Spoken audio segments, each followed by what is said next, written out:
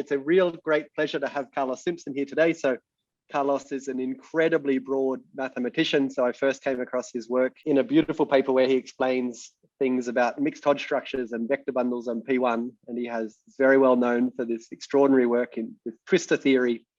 And also he's done quite a lot of work on N categories, higher stacks, etc. But we're also delighted that he's interested in machine learning.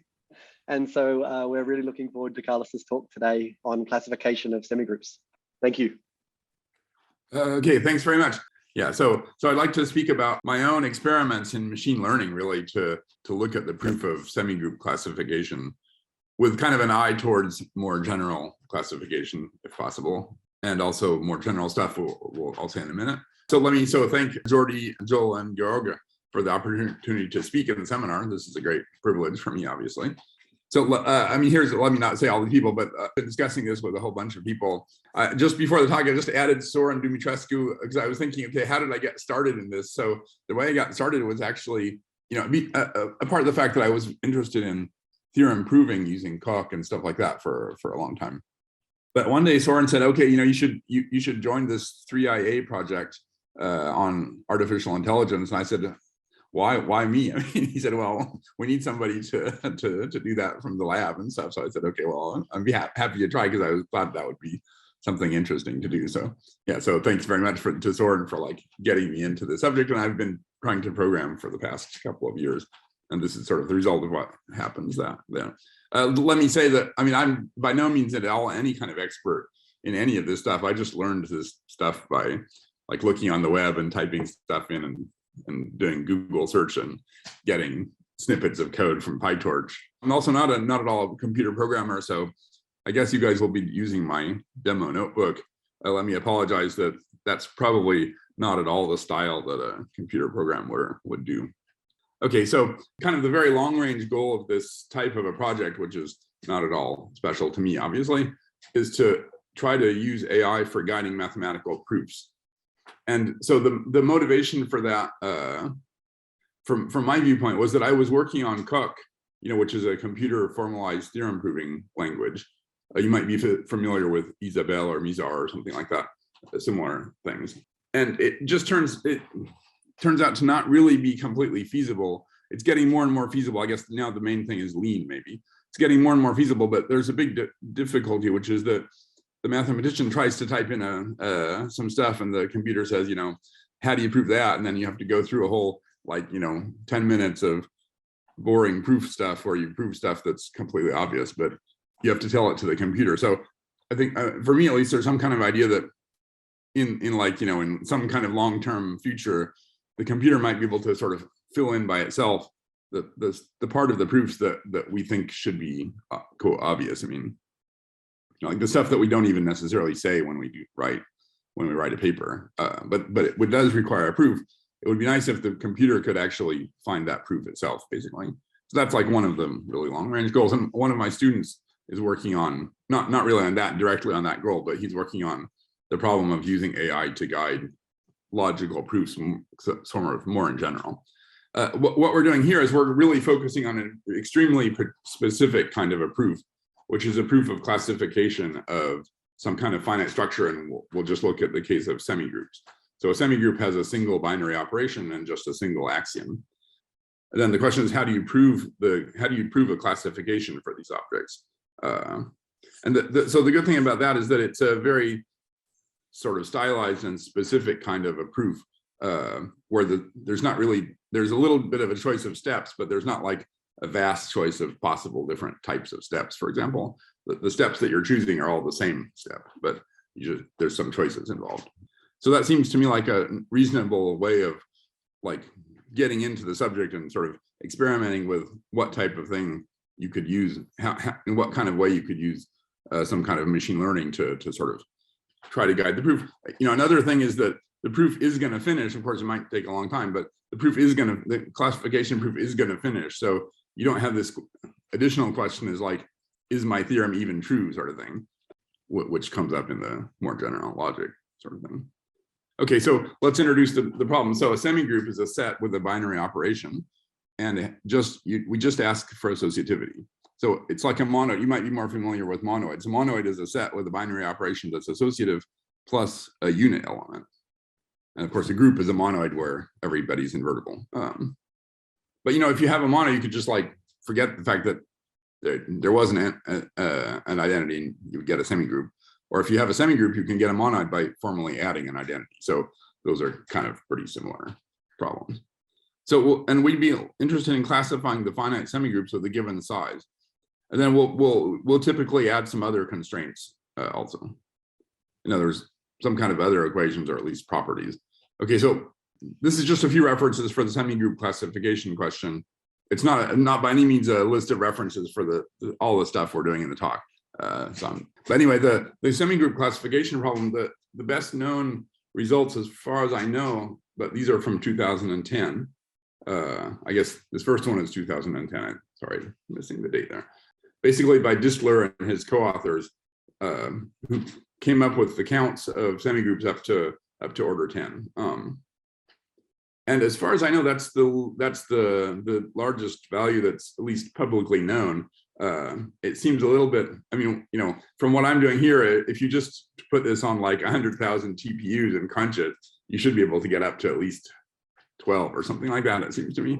So so I'm not sure, but it seems like probably 10 is probably not really the maximum that anybody knows how to do anywhere in the world. But, at least as far as we know, the maximum is 10. And the numbers go up very, very radically. So in fact, even for 10, they were not really able to do what would be called 3 nilpotent semigroups, just because there's just an exponential, there's an e to the n, there's a 2 to the n squared type of behavior in the number of 3 nilpotent semigroups. And so they just wrote a paper that gave the general formula that requires some combinatorics. And then what we'll be concentrating on really basically is the case of a 4 nilpotent semigroup, which is the next stage. But there at least there's some constraint. Okay, so now we're going to multiplex the question. So we're looking for multiplication tables for the operation. That's right. What we're saying here is we have a binary operation. So we're just basically looking for multiplication tables for the binary operation. So of course, a multiplication table is going to be an n by n tensor with integer values which take values between 0 and n minus 1. But the best way to communicate about that with the computer, and also the best way to work with that for the proof, is to introduce a new dimension, which is the dimension for the value of the multiplication. And we'll call this multiplexing. I think that's typical terminology. So instead of a n by n table with integer values, we'll look at an n by n table with Boolean values. So if it was really a table, then this would be what I think you guys call a one-hot encoding or something like that. So if x times y equals p, then at the point at x comma y, you put the column vector for p, which has a lot of zeros and a single one at the value p that you're looking for. But this allows us to have a more general meaning for these tensors, which is that we have a tensor that we'll call prod with 3 variables, and then we'll declare this to mean the following thing: that if prod x y p equals 0, then it means that x times y is not going to be equal to p, and prod x y p equals 1, it means that x times y might be equal to p. So that means that in a given column of values of p, you might have several different ones. That means that we don't really know which value is the product, but it's one of those. So like you might, if n equals 5, you might have a column of length 5, but maybe there's 3 zeros and 2 ones. That means there will be 2 different possibilities for that multiplication element. And so that's the information that we're going to sort of push through the proof, basically. Okay, so the initial position of the proof, I just changed this this morning. The initial position of the proof is a tensor of size n comma, n times n times n. It's Boolean, and this is the Pytorch. This is the Pytorch language element to define that tensor. I stuck a 1 in here because there's kind of a side comment here is that in Pytorch, which is the language we're using, it's common to do what we're called batch operations, which is you do operations on a tensor, but we add an additional dimension to the tensor which is dimension 0. The dimensions are noted 0, 1, 2, 3. The 0th dimension is thought of as just a collection of problems that we're going to work on. And so it means that you can do, if we want to do the same operation lots of times over, we just expand the tensor in the 0th dimension and do the same operation on a whole bunch of tensors all at once.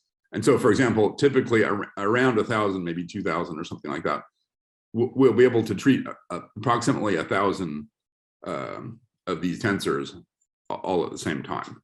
Okay, so Jordy, you were asking a question about that. I don't know if I explained that correctly now.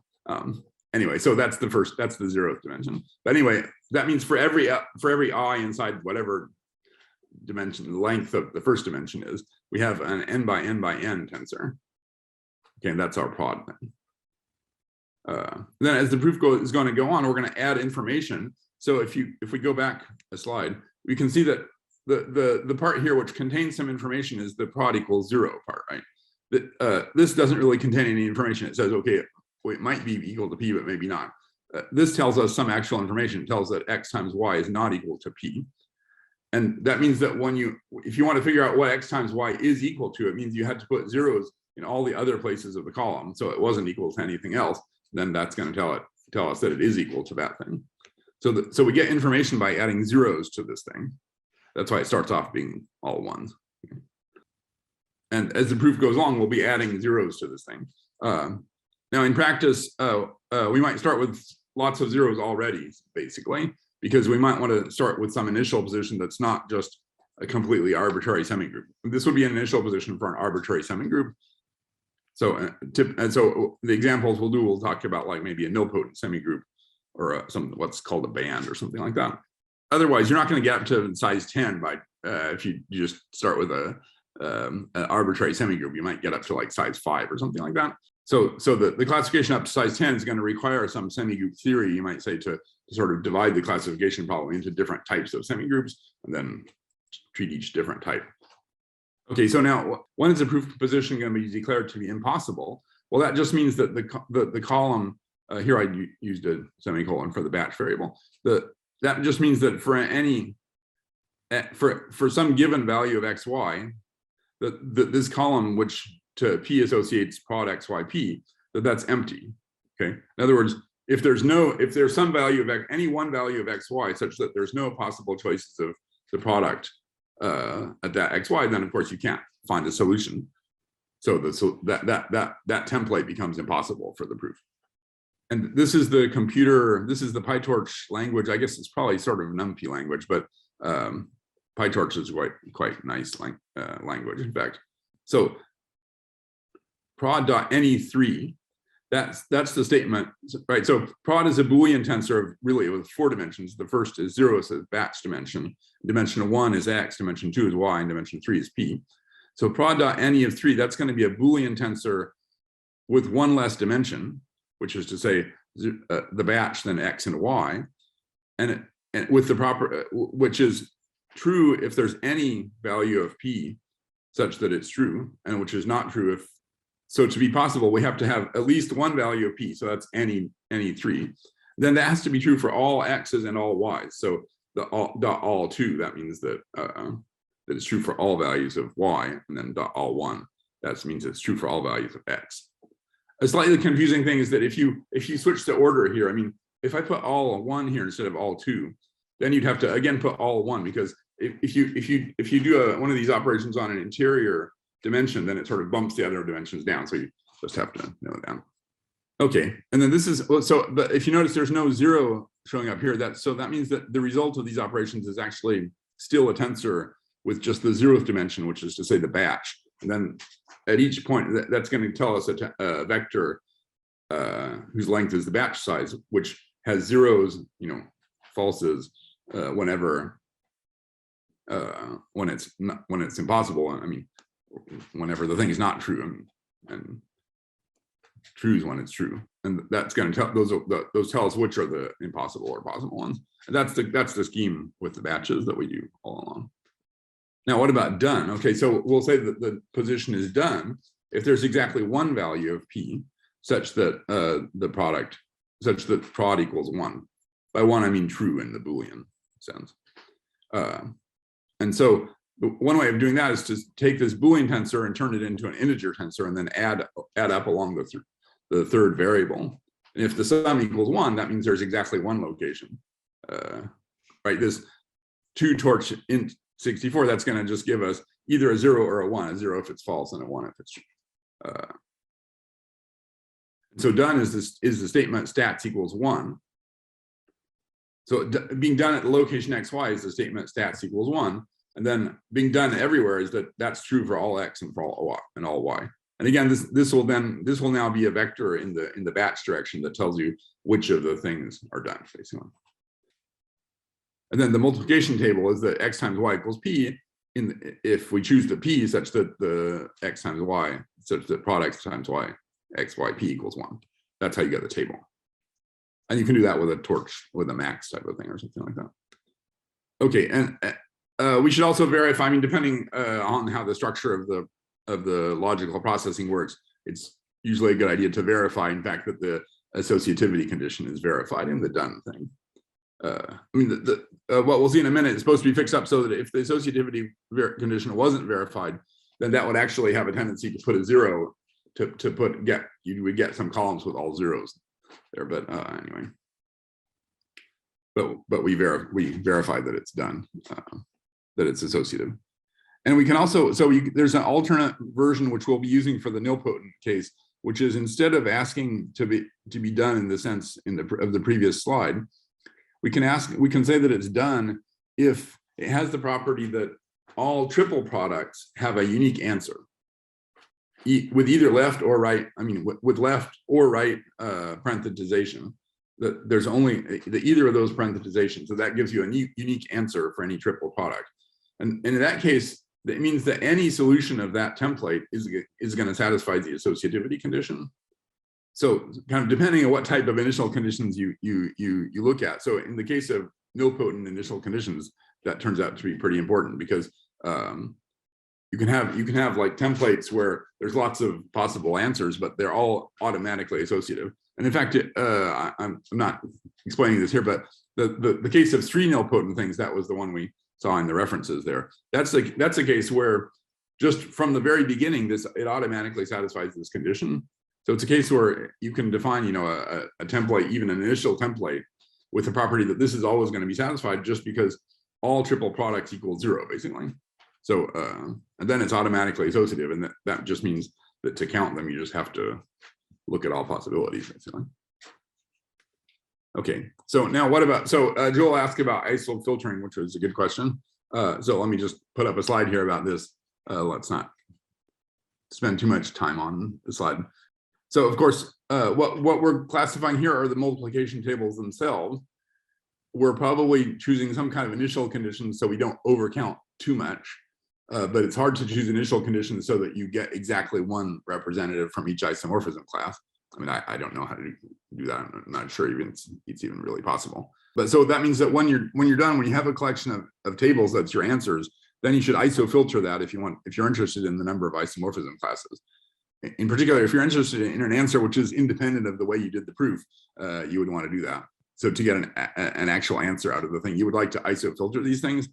In principle, that doesn't pose too much of a problem, but in practice, we start putting conditions, we start adding additional conditions, trying to remove some of the symmetry as much as possible. And then you have to take into account how you did that when you're looking at the isofiltration problem, for example. But anyway, we're not going to talk about that here. But it's something you would want to do, obviously.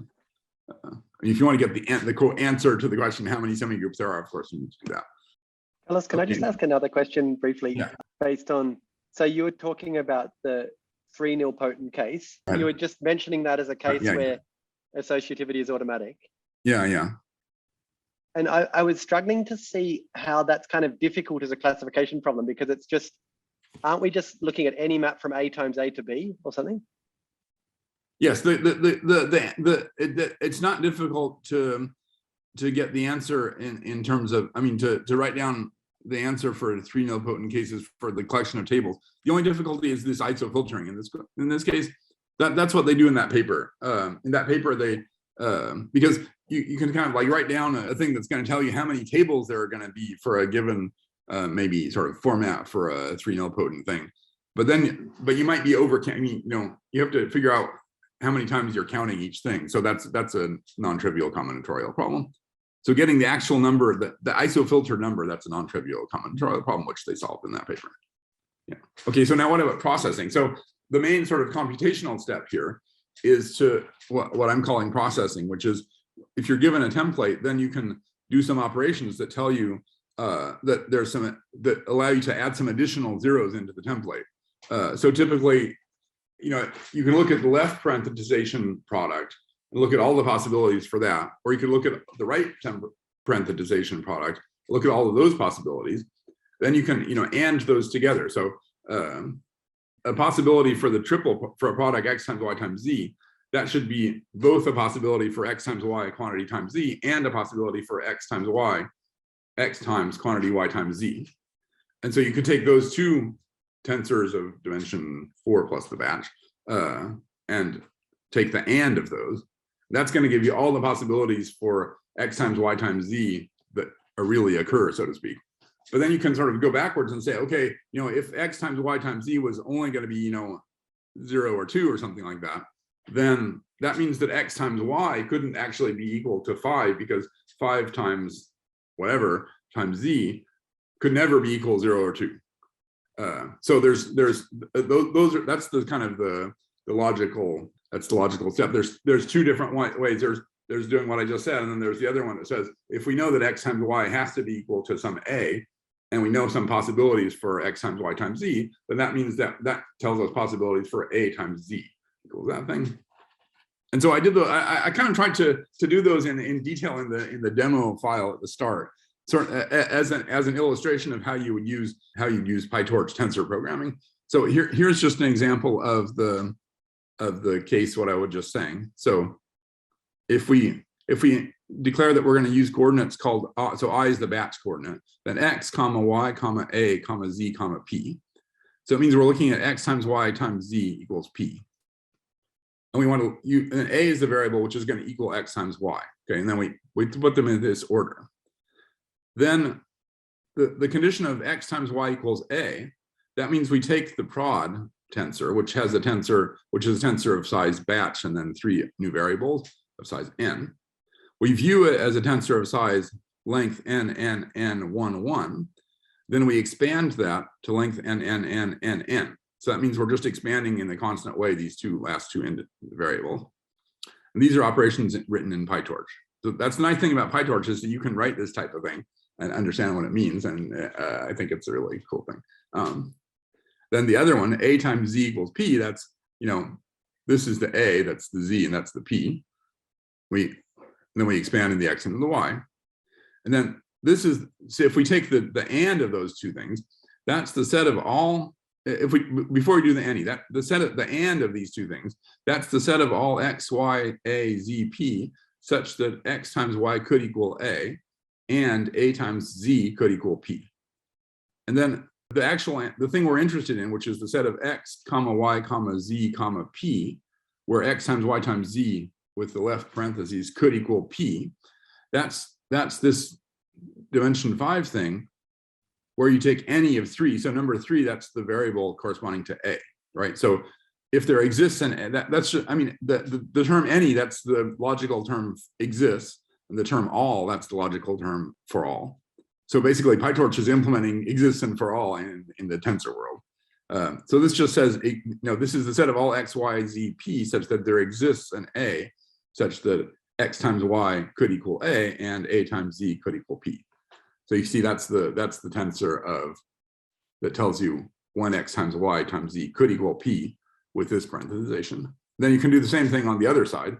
That's the right triple product, and you can and those two together. That's why I was saying that's the set of all x, y, z, p such that x times y times z could equal p in an associative manner. And it continues like this. Let's not discuss this anymore, but I sort of like separated into different blocks of code in the start of the demo thing, the code to do all this stuff for the full processing statement of the semigroup. So I was thinking that I mean, it's interesting to know that you can, you see, if you try to do this in C++, you would have to have a bunch of for next loops, right? So you'd have like a sequence of 5 nested for loops or something like that to deal with these 5 dimensions. And so the kind of the idea here is that if it's designed to send tensors onto GPU and then like just blast through a whole bunch of the same computation all at once. And this is the way that you can do that. And so you can do that. If we have a batch of length 1,000, that's this length thing. And if n equals like say 10, I mean, that would be a little bit excessive, but if n was equal to 10, this will be 100 million. This would be a tensor of as high as 100 million here, okay? That's why, the n equals 10 is not really gonna work very well here. And that's why the demo thing isn't really adequate to get quite up to that size, but I'll let you calculate if n equals 6, or like we're doing a case n equals 7, for example. If n equals 7, what is that? There's a strange thing. I mean, there's a limit of the size of tensors that go on GPU, but it's the optimal thing is to like get pretty close to that limit, actually. Of course, if you go past, then it gives you an error. It explodes the machine. There's a big explosion in some data center somewhere or something. You never know. But anyways, so I'm not really illustrating all the way down to getting a new 0 here, but by doing logical operations of this basic form, you can conclude that there should be some additional zeros in the prod matrix, in the prod tensor. And that's what I'm calling the processing step. And typically you do that over and over until there's no new stuff that show up. Okay, now let's look at the structure of a classification proof itself. Yeah, so the structure of a classification proof itself. So a proof step consists of choosing a cut. So we're going to choose one of the xi, yi's, and a given position, I'll maybe call this row. I mean, we're calling this prod, but we can also call it row here for notation. For starting from a given row, that's going to generate a collection of new positions with each one of its tensor prod thing, which corresponds to saying that xi times yi equals p. And so each new position row I corresponds to one of the values of p that are possible. So the number k here, that's the number of ones in the column row xi, yi, comma, dash. So the number of possible values of p, each of those values is going to give you a new position when you do the cut. There's other ways you could also do the cut in like a binary way, like dividing that set into 2 pieces, or like one thing that works pretty well is to take one of them and then take the rest of them. For example, this thing of taking all splitting into all the pieces, at least it's symmetrical. So okay, so that's what happens to the prod tensor when you do a cut. Okay, now what about the proof tree? So a proof is going to correspond to a tree, and each node of the tree is going to be decorated with a position or template, which we're calling row, which is this tensor prod. The root of the tree is the initial position. So typically the tensor filled with ones, or we've already put in some zeros to start with because we want to start with an initial position that's smaller. Then at each node we choose a cut, and the nodes below it are the ones that are generated by the cut. Okay, and that tells you a tree. So development of the tree stops below any node that's labeled by done or impossible. So if you get to a node that gets labeled by the filter, of course you filter at each time you do that. If the filter says done or impossible, then you don't expand the tree any further from there. Either that leaf doesn't exist because it's impossible, or it's done, which means it goes into your bin of answers that you've gotten from the proof. And the classification answer is given by when the proof tree is finished, when all the leaves are either done or impossible, and the answer is the done nodes in the tree, the done leaves. I mean. A good analogy, I mean, this is kind of the way I was thinking of this, is that if you're doing a Sudoku puzzle, of course you mostly try to do what we're calling the processing step, which is try to do some logical deductions from the information that you already have in the Sudoku. But if you get stuck and you can't sort of do any further logical deductions, then what do? You pick a square and you say, okay, that can be either a 3 or a 9 or something like that. And then you divide your proof into two different sections. One of you say, suppose it's 3, and then you do a whole bunch of stuff. The other one you say, okay, suppose it's 9. Okay, that's a cut in the proof tree. Okay, and of course in Sudoku you try to not do that twice, because otherwise you get too confused. I mean, unless you have some way of noting things down or something. But of course, with a computer, what we're doing here is we're keeping track of this. So if you, I mean, this box equals a 3 situation. Then you might get to some other thing where you say, oh, some other box, it's either a 2 or a 5 or a 7 or something. Then you get 3 cases there. I mean, and that's how you get a tree. Of course, the theory in Sudoku is that there's only one possible answer. So there should be only one done node of that tree, and all the other ones should be impossible. In our case, there's lots of done nodes, and we're trying to gather those together and call that the classification. Okay, so here's a picture. So Jordy, you asked me to put a picture in. So here's a picture of the proof tree. I mean, I'm not sure how much this helps, but it allows you to visualize, right? So here, for example, at the top, I wrote down a typical type of thing where you might have a choice, right? Maybe 3 times 2 equals either 0 or 1. So 3 times 2 equals 0 is, of course, the elements of our semigroup are numbered 0, 1, 2, 3 up to n minus 1, right? Either 3 times 2 equals 0 or 3 times 2 equals 1. Okay, and then at each node that same type of thing happens. You might have a node that's labeled impossible, then it stops. You might have a node that's labeled done, then it stops. These nodes might either be done or impossible or active. I mean, they go on. And then here's just to illustrate what's happening. So you have a position row. You have a position row corresponding to this node. Then you say, so here you might have 3 possibilities, for example, 3 times 3 equals 0, 1, or 2. Then each one of those, then that position row leads to 3 new positions, row 1, row 2, row 3, where we impose these conditions, right? That meant that in the column of multiplication for 3 times 3, there were 3 ones, 0, p equals 0, p equals 1, and p equals 2. And here we put a 1 at p equals 0 and a 0 at p equals 1 and p equals 2. Here we put a 1 at p equals 1 and a 0 at 0 and 2. Here we put a 1 at p equals 2 and a 0 at 0 and 1. Okay. And then, of course, what the things do, then of course, you have to redo the processing step at this point. If we want to choose a cut, then we have to choose an x, y, y. We'll say that it's available. We want to choose an x, y such that there's at least 2 non-zero entries in that column. Now, it turns out that to get to finish the proof, it doesn't matter which node of the tree you use. Of course, it matters which cut you choose, but it doesn't matter which node of the tree you do, because you have to do all the nodes of the tree. And that's why I was saying this has a little bit of an abelian sand file type of a property. The choice of which cut you make at each node makes a big difference in the length of the proof, and that's the main thing we're going to be talking about here. So this is our reinforcement learning task. So the learning task is to figure out what's the best possible choice of a cut at each node of the proof tree. And we'd like to minimize the total number of active nodes. I mean, you want to have some sort of measure of the size of the proof and then try to minimize that. And you know, why are we thinking that this might work? Is just because if you look at Go or chess or something like that, you can see that you have to do lots of like computational thought processes to figure out what's the best next move. And those seem much more complicated than the thought process that you would need to figure out, you know, what should I do to classify a semigroup or something like that. So if the computer can learn how to do that in an optimal way for these games, I don't see why it shouldn't be able to learn how to do that to at least get a reasonably good proof in the proof situation. Here, the minimization is basically local, which is to say that if we go back to the picture, the size of what's happening under a given node, that just depends on the choices that were made after that node, right? The size of what's happening under this node, that doesn't depend on the choices we made over here, okay? So when we're given at a given node, how big the proof is below that node, that's only going to depend on the choices that we make at that node or below that node. So the choice to make at that node is the one which minimizes the size of the proof tree below that node, okay? And why is it reinforcement learning? It's because the size of the proof tree depends, of course, on the choice that you make at that node, but it also depends on the choice that you make below the node. So you'd like to choose make the choice of cuts, which is optimal at that node, but optimal given what your future strategy is going to be. And that's why it's reinforcement learning. Sorry, there's a question in the chat. Once you get to the done step, has associativity already been checked?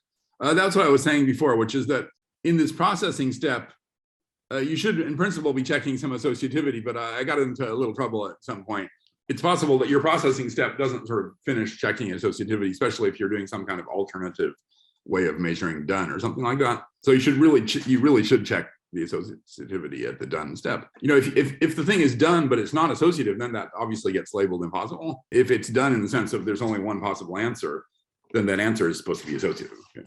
Okay, so now let's talk about this reinforcement learning task. So a first version of the strategy that you would like to do is we would like to define a function which is the value of P of rho, which is the number of nodes below a row, like the number of, let's say, active nodes, whatever our measure of the size of the proof is, the number of nodes below rho for our current strategy. So that's a function that depends on rho. So rho is given by this tensor, which is an n by n by n tensor, a Boolean tensor.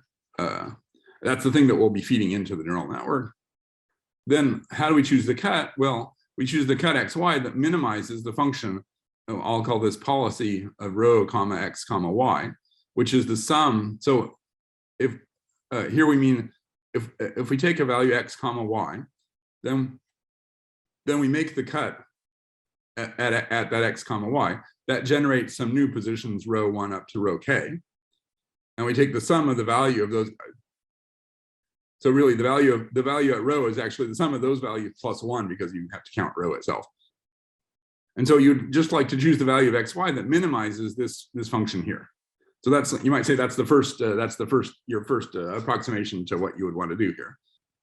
That turns out to not be optimal to do it that way for a number of reasons. So it turns out to be better to train two different networks, two neural networks. The first one is the network that tries to predict value of rho. So its input is an n by n by n Boolean tensor, and the output is a scalar float value.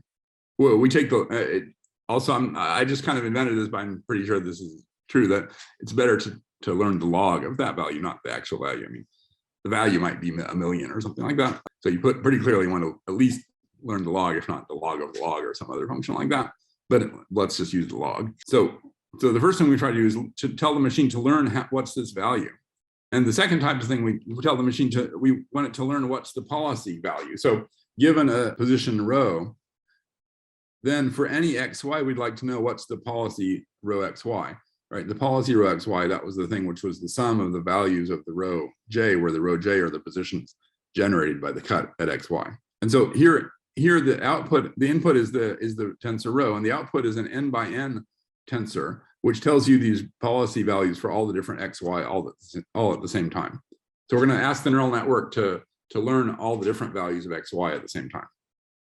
And then the strategy is determined by the second network, in fact, which is to say,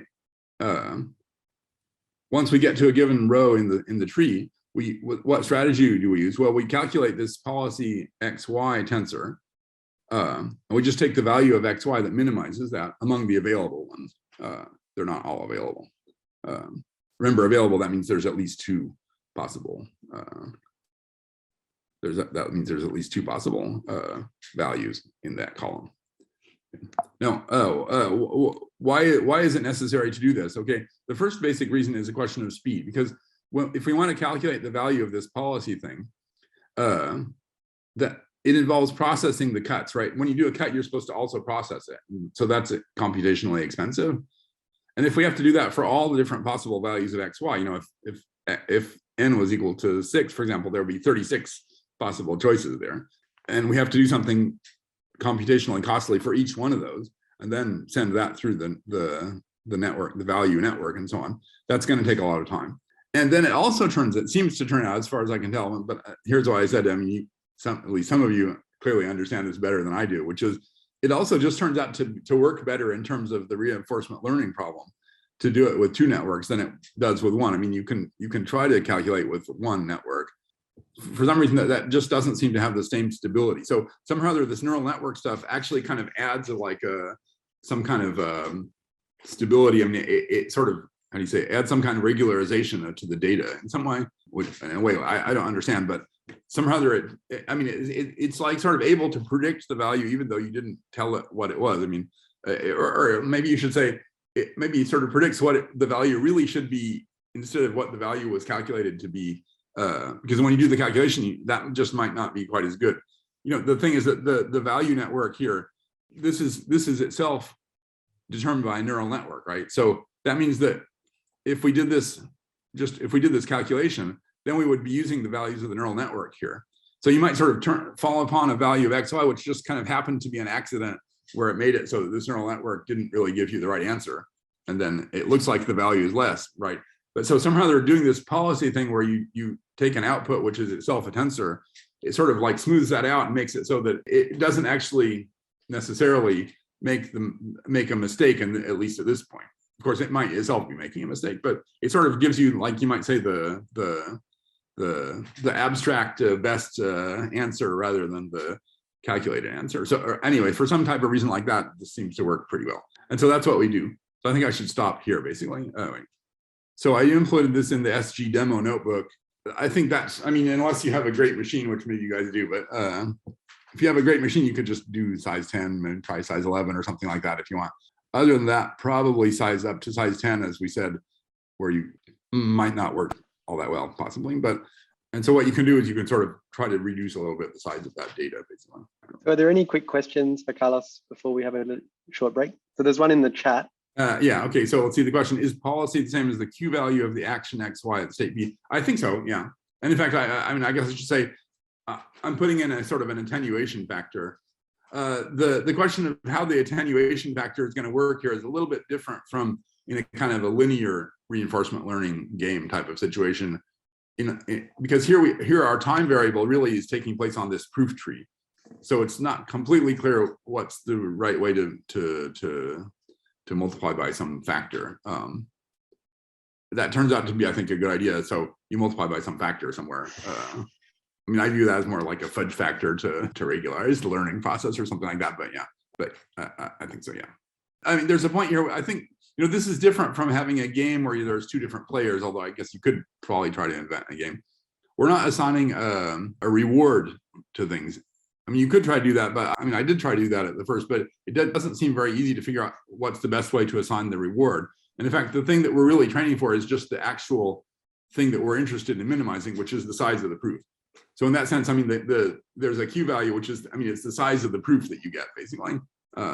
It's not obtained by integrating any kind of reward over the proof. The thing we're looking for is the size of the proof. And so you just another quick question. Have you tried like taking your n by n tensor and regarding it as a probability distribution for the next cuts to make rather than choosing the minimum?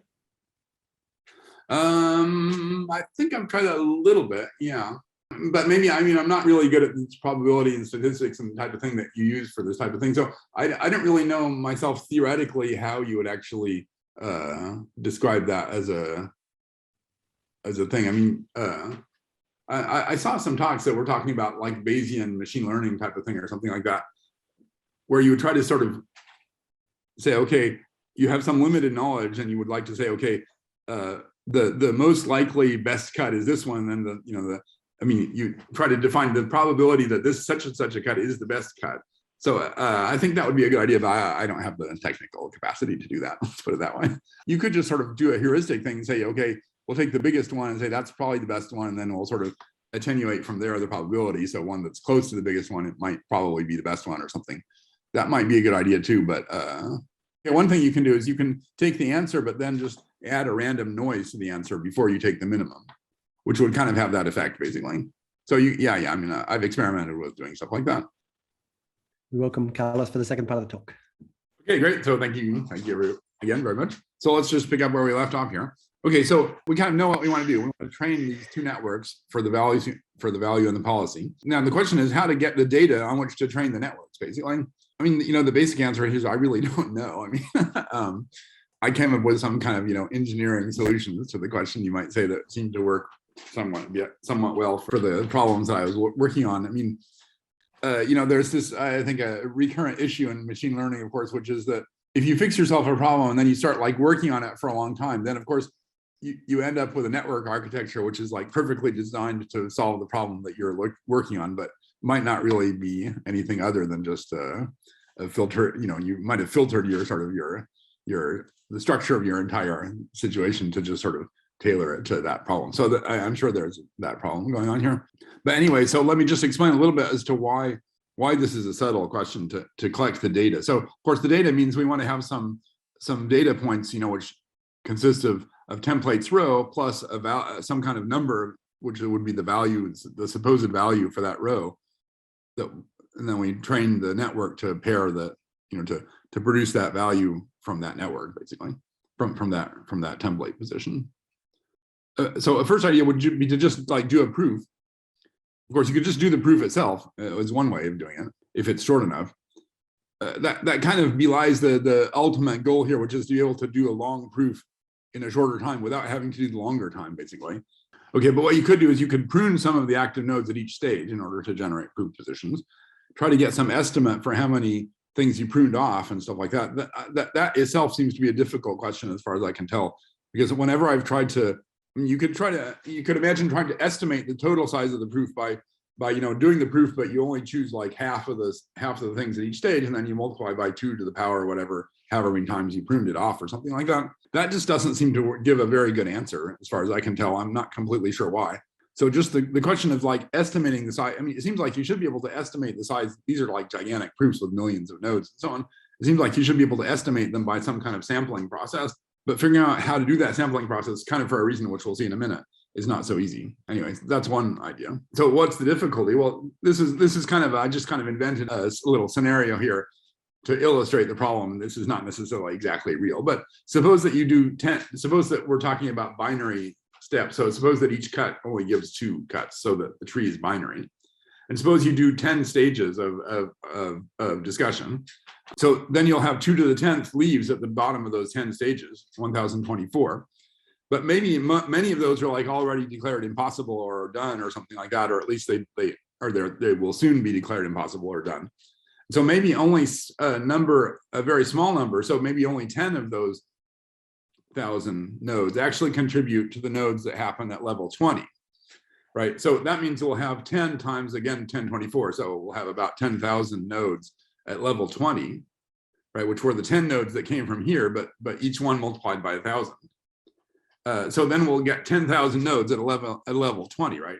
Which is a lot less than a million, which you would expect from just 2 to the 20th is like a million, but still 10,000 is a lot, and then it keeps going like that. Okay, but you can see this gives us a proof tree that's not really balanced at all. It's extremely imbalanced. There's lots of things which are which don't have a very big depth. Then a few things that have this gigantic depth, and they sort of explode later, basically.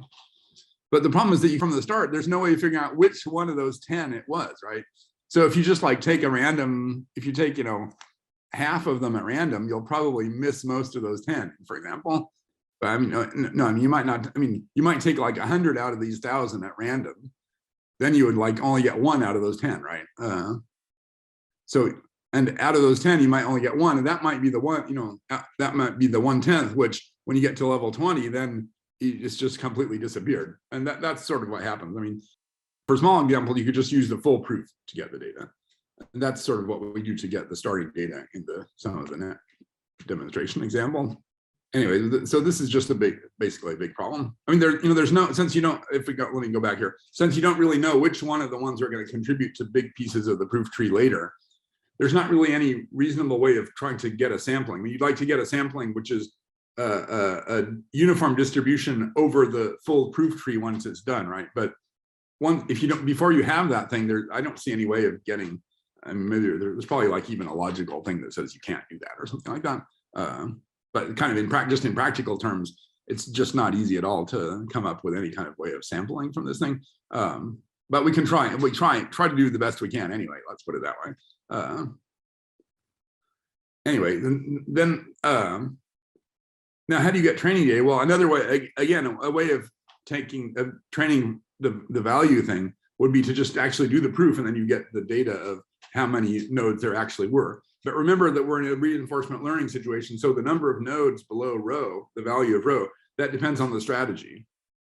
So it means that you have to ideally you would have to for every possible strategy, you would have to calculate what the value was. I mean, another way of saying it is that with your current strategy, you have to recalculate the value of everybody by redoing a bunch of proofs. You want to know the value not only of the rows that occur in your proof, you want to know the value of other possible rows that you might have chosen, right?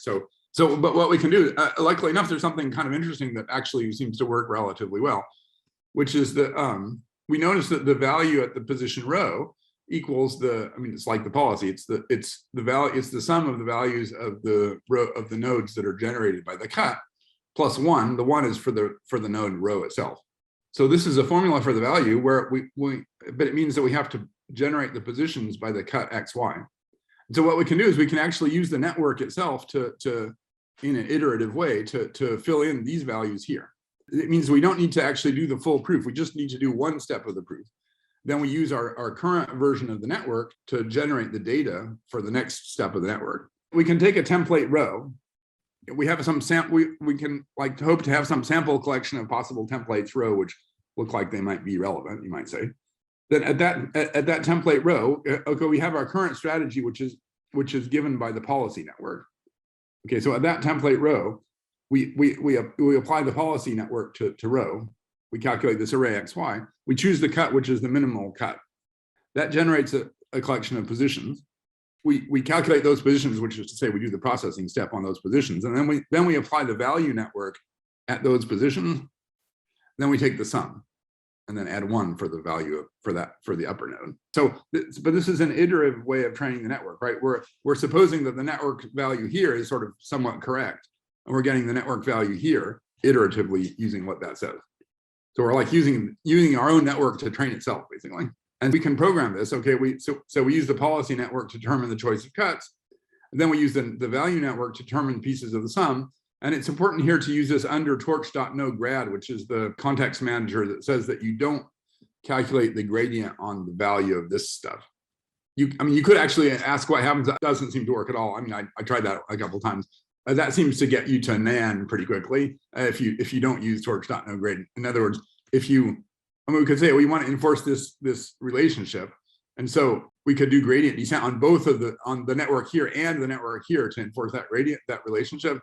That for some reason seems to just not be stable at all, and I'm not sure why, theoretically speaking, but that doesn't seem to be a good idea as far as I can tell. I mean, if somebody could figure out a way of doing that and making it stable, that would probably be good. But anyway, as far as I can tell, that doesn't work.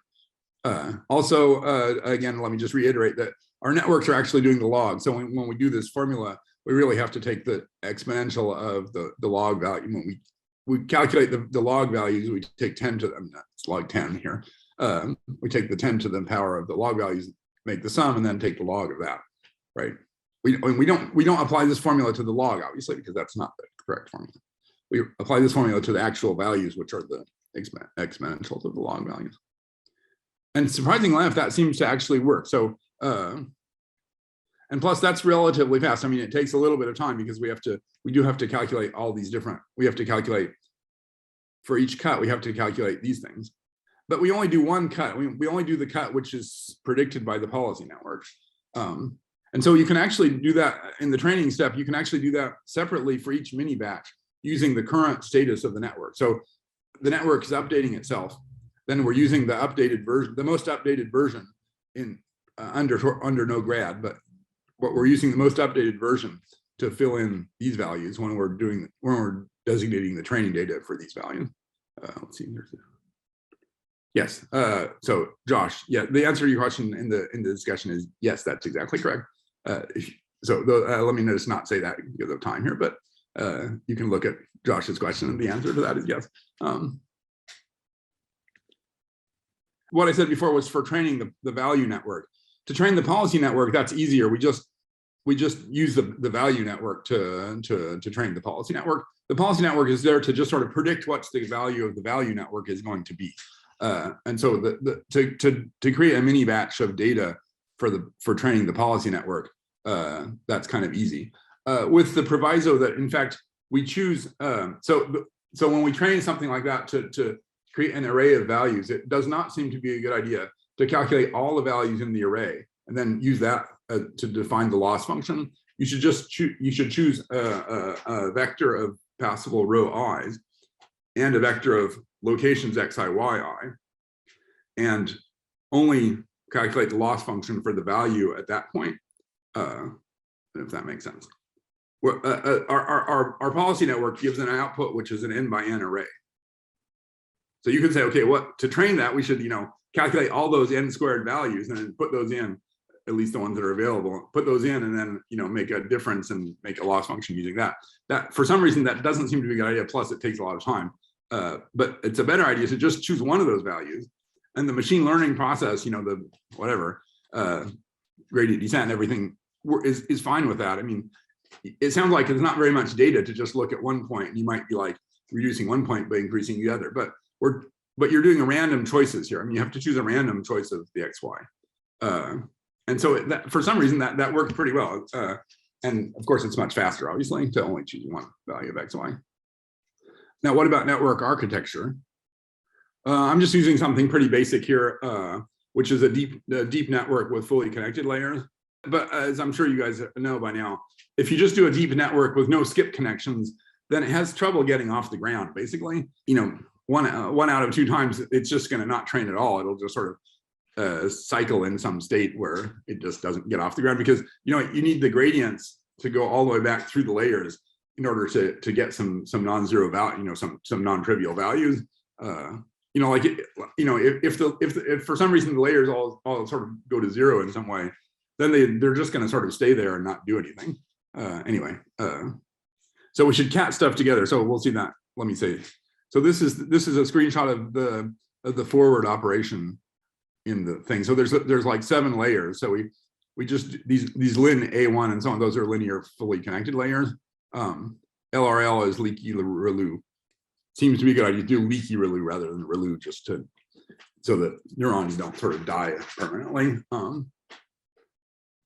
So we just sort of apply a bunch of linear and fully connected layers, but then before we do the output, we cat them all together, and then we apply a last linear layer on the catted together version of the output.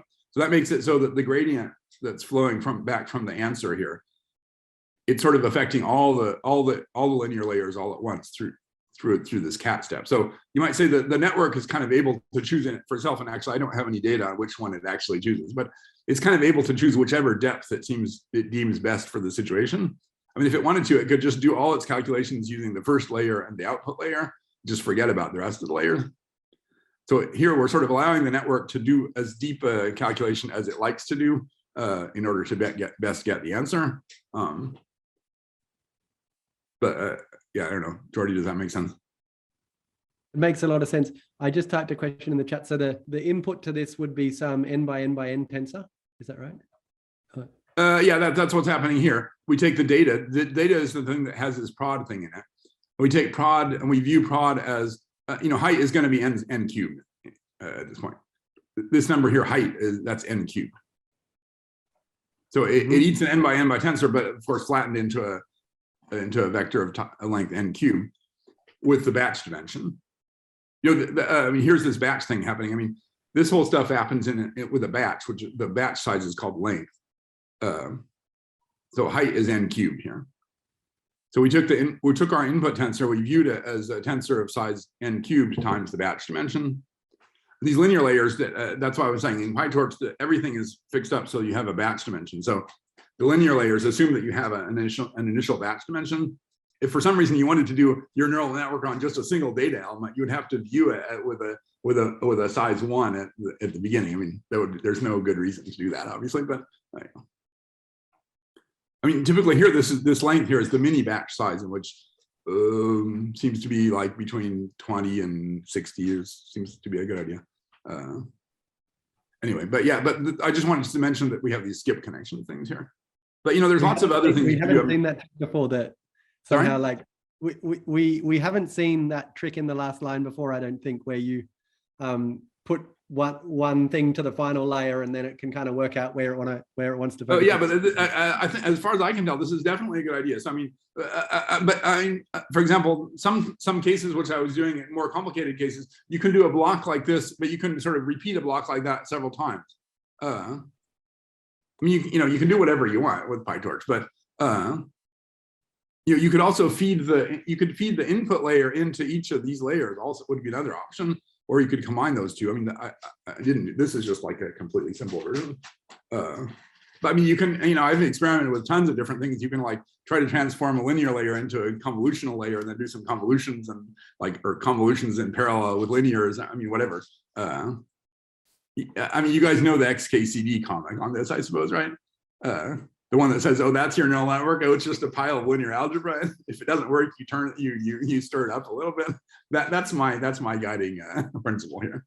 But yeah, having some kind of skip connections. I mean, if you don't have some kind of skip connections, a deep layer with 7 layers like that, it's just never gonna get out. I mean, are at least going to take at least an extremely long time in training before the gradient sort of propagates from here all the way back to here. Whereas here it means that, you know, this linear A1 and A2, they sort of jump already to start with. And then from the values that they've jumped to, then the later layers can start to work on them if they want. Of course, I agree that that's probably might be giving a less kind of intelligent network in the end, possibly. But you know, Jordy, you have these people from DeepMind under your under your communication possibility, so they can tell you what's the best thing to do. I mean, I wouldn't pretend at all to say anything about whether this is a good idea or not. Anyway, it sort of seems to work, at least for our purposes. Another little trick is to use different size mini batches. I've seen lots of cases where they just take a mini batch of a certain size, like 100 or something like that, and just use that same size. It seems if you want to make the training go as fast as possible, it seems to be a good idea to have different sizes of mini batches. And you'll see that in the code, in the demo code. And also on a given size of mini batch, you can train it either for a shorter or a longer time. I mean, you can do several iterations of the gradient descent step on the same mini batch. So what you can do is you can overtrain, you can like take a small mini batch, but train a long time on that. So you sort of overtrain the network on a small mini batch, which is of course not at all the correct answer, but at least it sort of like gets the neurons sort of moving, so to speak. And then you like make a larger mini batch and train for a shorter period of time to make it actually get the answer you want to, basically. So like a training step for me is some kind of sequence of things like that. Again, this is just total invention on my part. Anyway. Okay, so anyway, so here's some results. So this was from last year from my preprint. So here we're doing a case. This is a case of an nilpotent this is a 4 nilpotent semigroup of size 11, whose set of generators has size 4. Then kind of the next block. So I'm not stating here, that will take a little extra time, what this actually means, but the next sort of associated graded block has size 5 and then size 1. And then somebody convinced me that I should leave out the last one. The last one is for the 0 element. So if you think of these things as F1 algebras, then an F1 algebra of rank 10 corresponds to a set of size 11 because there's the 0 point inside there. Anyway, but so so what happens here is that, you know, it pretty quickly descends the number of proof, and this is the number of proof steps versus the number of iterations of the learning algorithm. So it pretty quickly descends the number of proof steps. Then it sort of slowly goes down. This blue line was a kind of a heuristic strategy. So you can see it can get to better than the heuristic, can sort of get to consistently better than the heuristic strategy, and definitely better than the random. I mean, this is starting with like maybe a network that's initially just randomly initialized. So I mean, if you take the policy network and just randomly initialize it, that's pretty much equivalent to just making a random choice of cuts. So this is a diagram of the value in the policy networks, how well they're learning their answers. The value one learns pretty well. The policy network, it's more difficult, but it does sort of cloud along the diagonal. I mean, this is the real value and this is the predicted value for these data points. I mean, whatever real value means, but the value which we're declaring to be the real value, and this is the predicted value. So it means that, I mean, we're trying to, the training process is trying to make this cloud of points approach the diagonal. So here it does pretty well. This is a graph of the loss functions. Ignore this.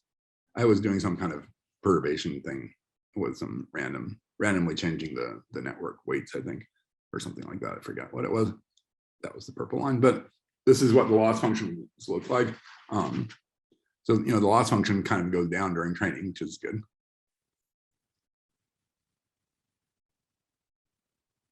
I'm sure it's sort of refining that heuristic. This is answering Joel's question in the discussion. But I don't know. That's a good question, but would probably be a good idea to look at that more closely. Okay, this was a case where we took a smaller size and we put all the initial conditions together. There's a thing about initial conditions here. The heuristic was, in this case, was really not very good at all.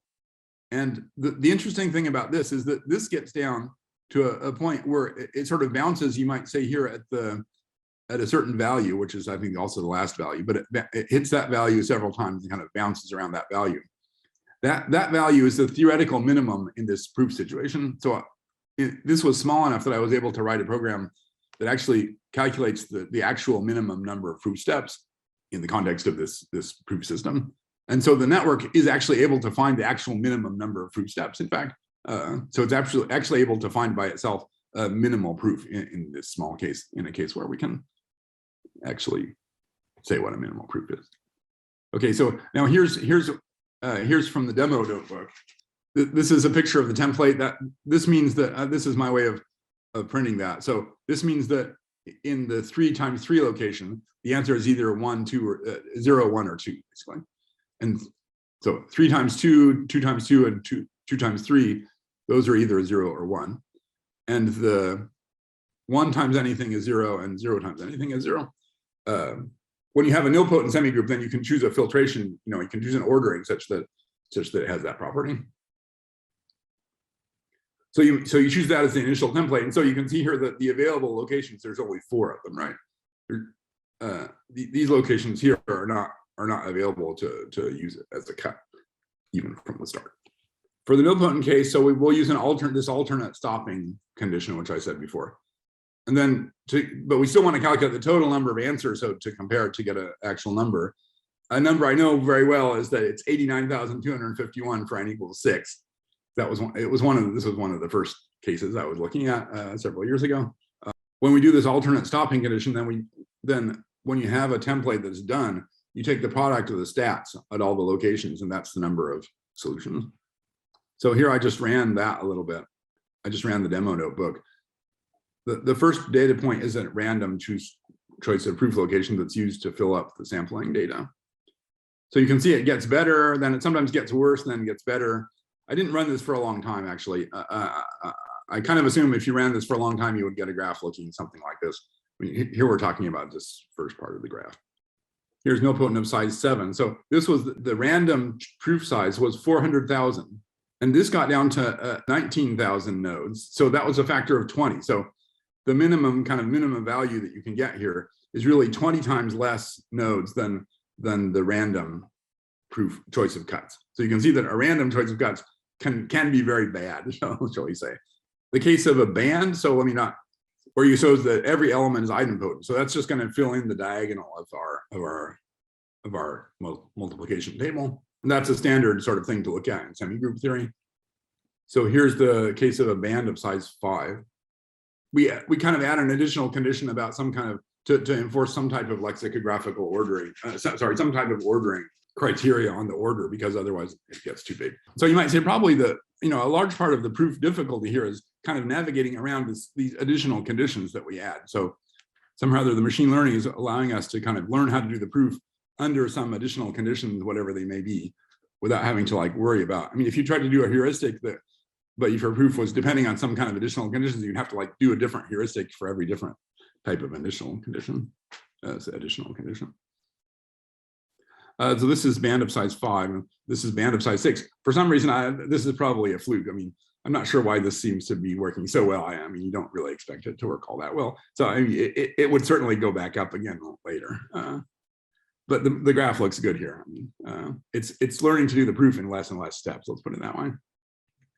Yeah, so let me stop here. This is my project from this year, which is that it turns out that a heuristic, in many cases, at least in some cases, a completely heuristic procedure of just choosing the order of the cuts in a lexicographic order of x comma y, that actually works very well in some cases, probably due to the fact that we're also imposing some lexicographic order condition on the multiplication table, but also probably due to the fact that if you choose x comma y in lexicographic order, then you might sort of get a good sort of combination of, if you say x times y equals z and then z times w equals h or something like that, if it's the same z in both places where you've sort of already decided what's happening, then that's going to obviously work better somehow there.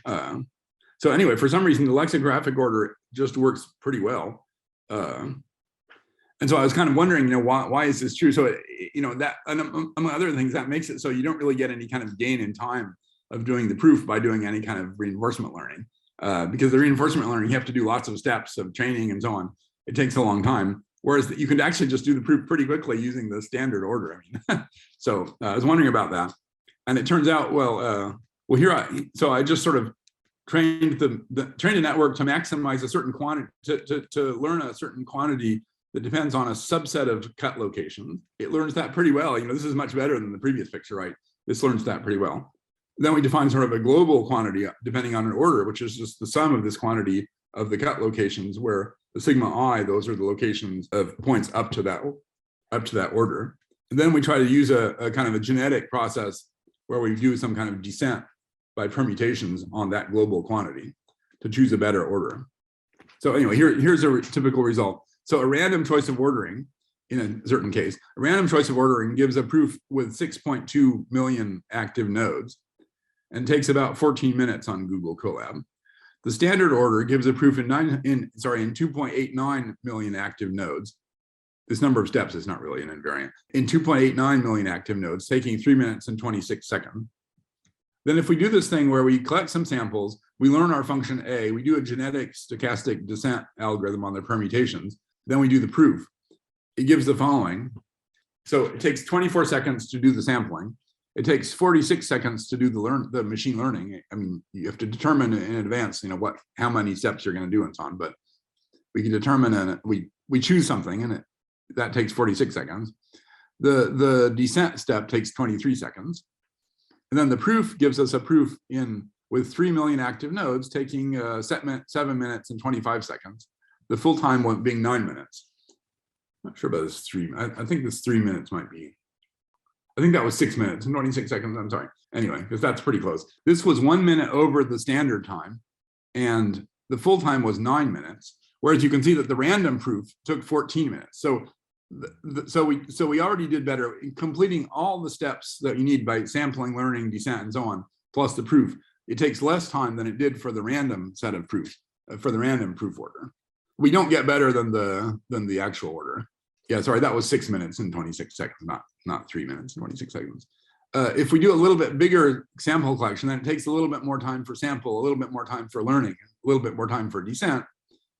The total, but the proof actually does better than the standard order. Okay, so it's 2.6 million active nodes, whereas the standard order was 2.89 million active nodes. And again, the total is around 9 minutes. So you might say that with respect to the standard order, we didn't actually gain time. We lost time because it took 9 minutes instead of 6 minutes. But at least the proof itself can get better than the standard proof.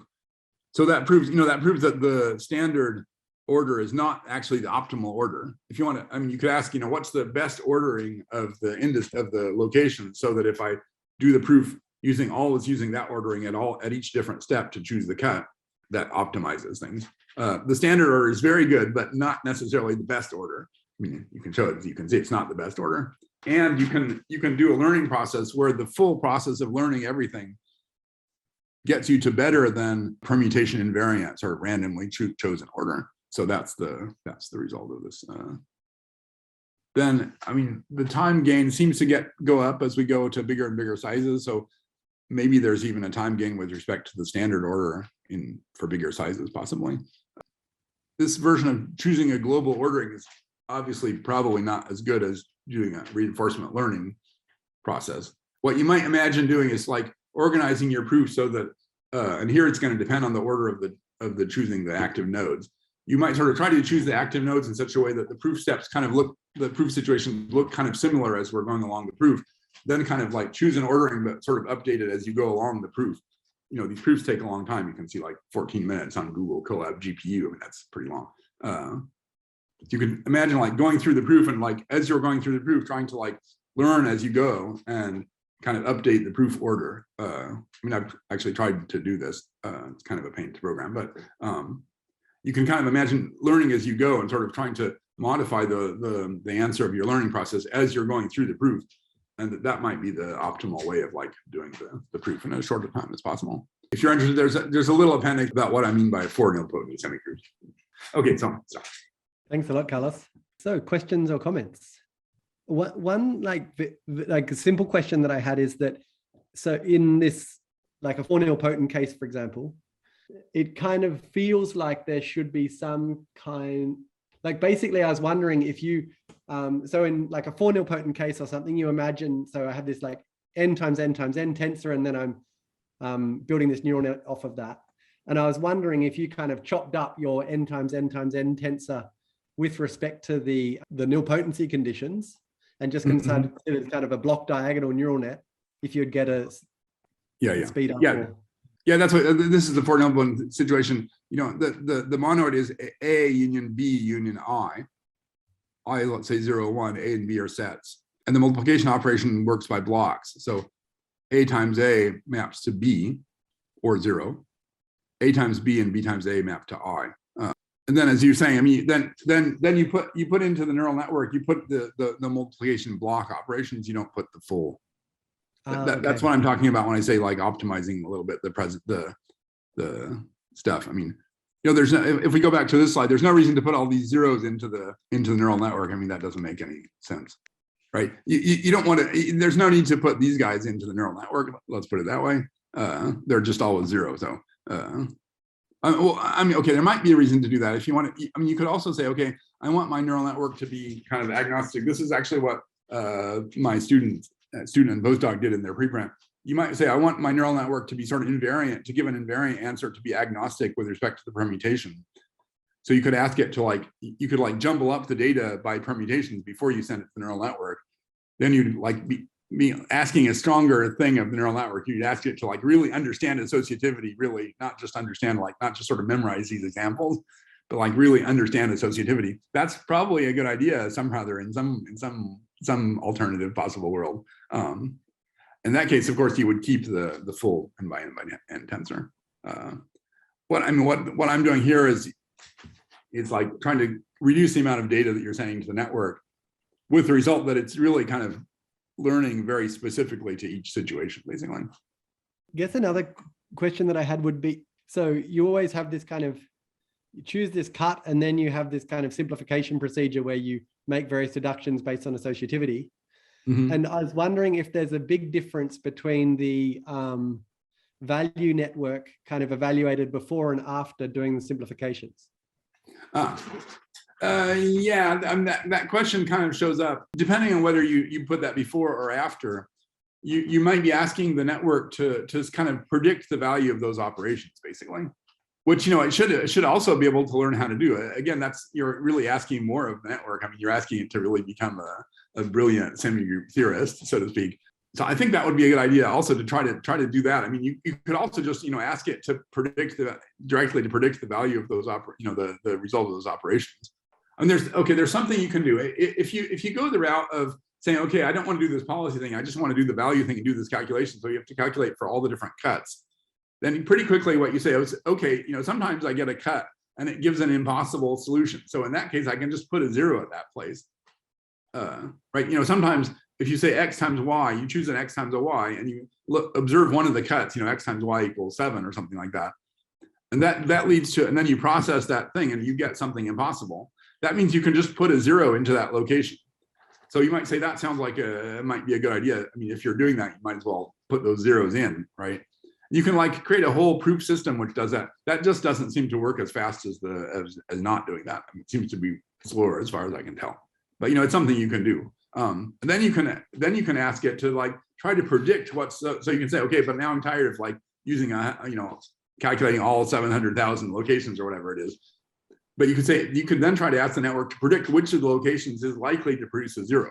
So that's the type of thing you can do. Yeah. I mean, again, if you're trying to go as fast as possible, that's the type of thing which is going to require lots of training, like probably a bigger network, lots of training and stuff like that. So I'm not sure, but, you know, on the other hand, there's a question of generalizability. I mean, what I'm doing here is really not generalizable in any good way. You know, so if you train the network on a certain type of a problem, it's not going to work on a different type of a problem, which means that it's not really doing intelligence like artificial memorization or something like that, you know, in some way. You know, it's learning the optimizations for that particular situation, basically. If you want to do something that's more generalizable, you probably would want to do that type of thing, I think. Maybe while they're typing in the question, did your students meet deep sets? What are deep sets? They're just like a very nice way of, a very kind of simple way of ensuring permutation equivariance. of a neural net. That's nice. No, I didn't know about that. Is that a new output from DeepMind? No, it's Zahir et al. From about 2017, and I met it whilst preparing a talk on geometric deep learning. It's a very nice framework if you have a prediction problem where you want to make an invariant prediction. It's a very nice framework for doing so. Cool. Can you say something more about how we see that two outputs are non-isomorphic? This is the question of isofiltering. Let me go back in the slide here. You can try to define an invariant thing. This is maybe somewhat related to your comment, Jordy. In fact, you can try to define an invariant of the semigroup, right? I mean, so let's suppose we're isofiltering really done positions, okay? You can try to define some kind of invariance of the semigroup. So you might say, like, for any given value of x, how many y comma z are there with such that y times z equals x, for example, right? So for any x, you can say how many y z's are there that give that value, for example. Then you can like order the x's in terms of those, and then you can say, like, how many x's, how many y comma z with such that y has, so we'll define, let's like call m of x is the number of y z equal to x, right?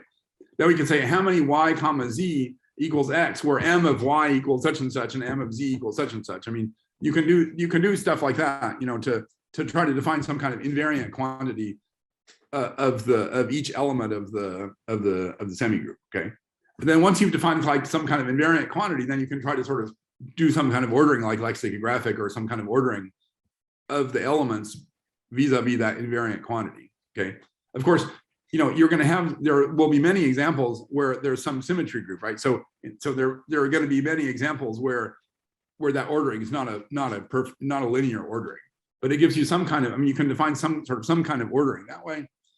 And then once you have some kind of ordering of the, understanding that your ordering is not really necessarily unique, but once you have some kind of ordering of the thing, then you define some kind of invariant of the table, of the multiplication table itself, basically. So you can do, and that's not really all that difficult to do. You have to like think of some things to do or something, but you can do something like that and define some kind of thing which is an invariant of the multiplication table, which is invariant under permutation. But the point is, you don't need to like get a perfectly good invariant. You just need to get an invariant which mostly distinguishes things that are different. Or I guess the other thing you can do is you can sort of, if you have a way of lexicographically ordering something rather, in this four nilpotent case, for example, you can try to lexicographically order the last part of the multiplication table, because the last part of the multiplication table is a times b into 0, 1, right? So the 0, 1, that there's no, the 0 element is different from the 1 element, so there's no interchange there. Then you can like lexicographically order that table. So you can do, stuff like that to get some kind of invariant quantity. And then what do you do? So you start, you take your collection of isofiltered things, and then you'd like to add a new, like say 1,000 new elements to the isofiltered ones. So then you take the new elements, you figure out their quantities, and then you figure out which are the ones in your given table that have those same quantities. Then do an actual permutation comparison, which obviously takes more. But you don't have to look at all permutations. You take your permutations, but you already have a sort of a partial order. You have a pre-order on the set of indices given by these invariant quantities. So when you're comparing two different things, once you have this pre-order, you only need to look at permutations which respect that pre-order. So that's typically a lot smaller. So you don't need to like if you're talking about size 6, you don't need to look at 6 factorial. You might only need to look at like 2 or 4 or something like that. Typically, but there might be some elements which are completely invariant, but there's a small number. The large number of stuff is not completely invariant. And in fact, like half of the stuff, that order really is an order, so it's just immediate. So then you can sort of slowly fill in your new batch of 1,000 into the, merge it into the previous list. And any ones that are not in the previous list, you add those as new ones, and then you have to like merge it with itself, so to speak, to make sure that you only choose one thing of each quantity, basically. So what I'm saying is that it's not you don't have to like worry about 10 factorial when you're doing it. If you're trying to isofilter things of size 10, you can reduce that much better than 10 factorial. You don't have to like every time you want to compare one thing with another one, do 10 factorial computations. You first invent some kind of invariant quantities which reduce that computation a lot, and then you just merge your list. That's why I was doing. I do those things when I need to do them. with the sizes that we're talking about here, and if you do something like that, it's really not that big a computational load, basically. I mean, it's kind of a pain to program, you might say, because you have to think of this thing and write all this stuff and so on. But aside from that fact, there's phrase. I mean, but you should do. I mean, you can do stuff like that. So sorry, with the invariants that you're discussing, though, those are coming from the human side all the time, right? In a sense, or not necessarily. Well, I guess you could try to talk about machine learning to invent some kind of invariance. Yeah, that would be possible also. Or learning isomorphism versus non-isomorphism or something, right? Or yeah, you could try to do that. Yeah. I mean, at first I thought that would probably be a good application of machine learning, but I mean, as far as I can tell, it just turns out that if you just kind of like invent, you like spend an hour trying to figure out, some kind of invariance and so on, you tend to get a sufficient quantity of invariance that like reduces the problem in such a way that the computation time. Of course, I mean, if we were talking about semigroups of size like 50 or something like that, and we reduced it from 50 factorial down to 20 factorial or something like that, that obviously would require some other thing. But I mean, we can't calculate stuff of size 50, as at least in this world. There's maybe other. I mean, I'm looking at the case of nilpotent semigroups, which is a case where there's lots of answers for a pretty small size. There are other types of semigroups, like there's stuff called Riesz matrix semigroups, for example, where the number of possibilities is much smaller as a function of the size, and there that type of thing might actually be an important thing to do. I mean, if you look up Riesz matrix semigroups and then you say, okay, I want to isofilter Riesz matrix semigroups, that might actually be a situation where what you're saying, using machine learning to isofilter those, that might actually be a good idea. Thanks a lot, Carlos. Great. Thank you very much for listening, everybody, and all the interesting comments and questions. Yeah.